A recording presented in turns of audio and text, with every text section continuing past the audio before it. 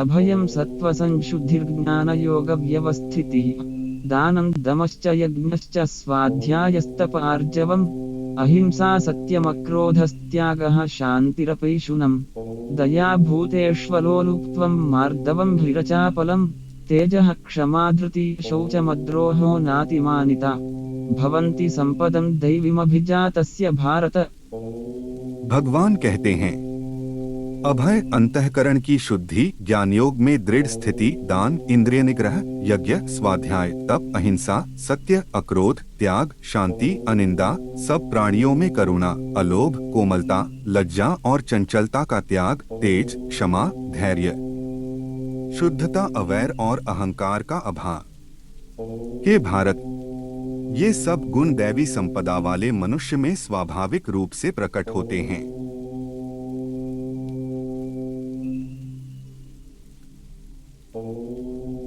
उत्तराखंड के पौड़ी जनपद के खोलीधार नामक लघु ग्राम का मूल निवासी मुकुंद राजकीय शिक्षक था।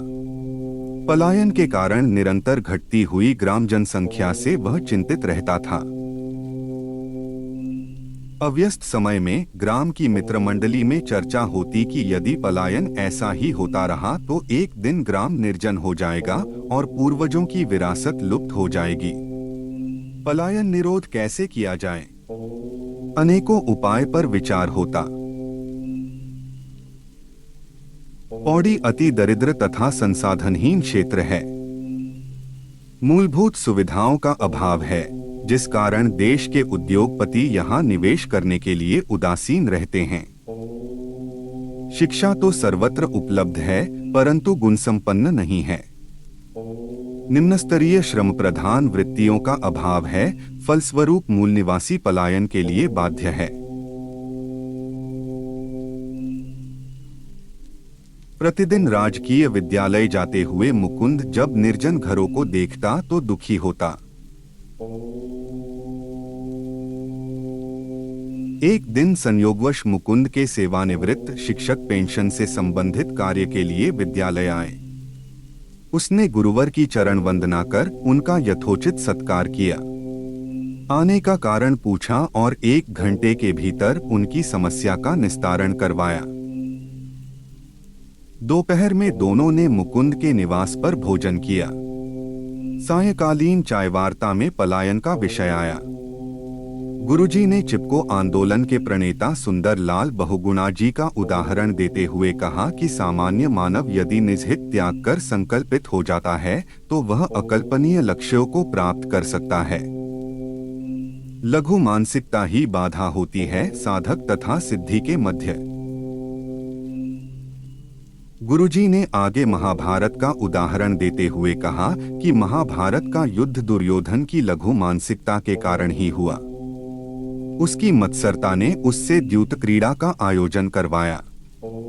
उसकी कामेप्सा ने उससे द्रौपदी का चीरहरण करवाया। उसकी सत्ता मदांधता ने उससे विभु योगेश्वर श्री कृष्ण का तिरस्कार करवाया। समृद्ध लघुचेता मानव भाग्यदत्त शक्ति का दुरुपयोग करता है। आगे गुरुजी ने कहा कि महान धनुर्धर अर्जुन जैसा उदारचेता भी मैं तथा मेरे के द्वंद्व मोह से प्रभावित हो गया। विषमा परिस्थितियों में कार्पण्य दोष उदारचेताओं को भी विभ्रमित कर देता है। अर्जुन की भी कार्याकार्य विचारिणी बुद्धि महामाया द्वारा हर ली गई, क्योंकि उस बुद्धि ने प्रभु की पूर्णता का तब तक अनुभव नहीं किया था। उसकी इस कृपणा बुद्धि ने जब विभु श्री कृष्ण के अनंत वैभव का दर्शन किया तो स्थैर्य प्राप्त अर्जुन मरणमार्णोद्यत हो गया। आगे गुरु जी ने कहा, यदि तुम पलायन से सचमुच आंदोलित हो तो इसके समाधान के लिए पूर्ण प्रतिबद्धता के साथ प्रयास करो और अपनी नकारात्मक प्रवृत्तियों का निग्रह करो। समय के साथ सफलता प्राप्त होगी। साधु भाव तथा सद्भाव से तुम जो भी यज्ञ तप दान जैसे कर्तव्य कर्म करोगे वे सभी तुम्हें अविनाशिनी शांति प्रदान करेंगे। तुम औदार्य संपन्न हो। अपूर्णता का भाव तुम्हें अधिक समय रोक नहीं सकता है। सत्पथगामी साधुभावी मरुस्थल को भी सघन कानन में परिवर्तित कर सकता है। तुम ऊर्जावान युवा शिक्षक हो, पलायन निरोध के लिए निष्कामता से प्रयास करो। प्रभु तुम्हारा मार्गदर्शन करेंगे। तुम जनजागरण महायज्ञ का शुभारंभ करो। दृढ़ संकल्प से बाधाओं को परास्त करो और महत लक्ष्यों को प्राप्त करो। संशयहर्ता विभु देवकी नंदन तुम्हारा सात्विक मनोरथ पूर्ण करेंगे। वार्ता को विराम कर गुरु जी ने अपने घर के लिए प्रस्थान किया। आत्मविश्वास से परिपूर्ण मुकुंद ने इंटरनेट का सदुपयोग करते हुए विश्व के सभी पर्वतीय क्षेत्रों का विस्तार पूर्वक अध्ययन किया जो पलायन से पीड़ित थे। ऐसी वृत्तियों का भी सघन अध्ययन किया जो पौड़ी जनपद में फलीभूत हो सकती थी और परियोजनाओं के यथोचित निष्पादन के लिए व्यावहारिक प्रारूप बनाया। मुकुंद ने महिलाओं, वृद्धों, किशोर तथा किशोरियों के 3 समूह बनाए।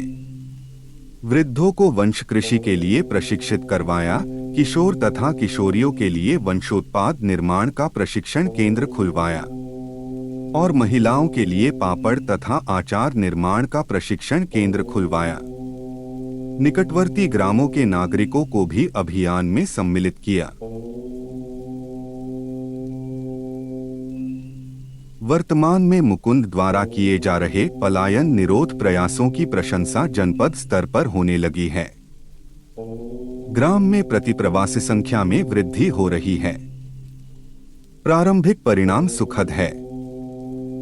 आरोपित बीज आज अंकुरित हो गया है। भविष्य में क्या होगा कोई नहीं जानता है। मुकुंद आज शांति से परिपूर्ण है परंतु सुसंकल्पित है। कथासार यह है कि दैव गुणों से संपन्न दिव्यात्मा जब किसी दुष्प्राप्य लक्ष्य की प्राप्ति के लिए प्रयास करता है तो सफलता अवश्यंभाविनी होती है।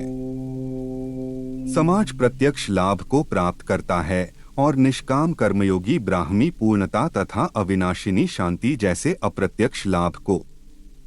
यदि कथा ने हृदय को स्पर्श किया हो तो प्रोत्साहन के लिए चैनल को सब्सक्राइब कीजिए।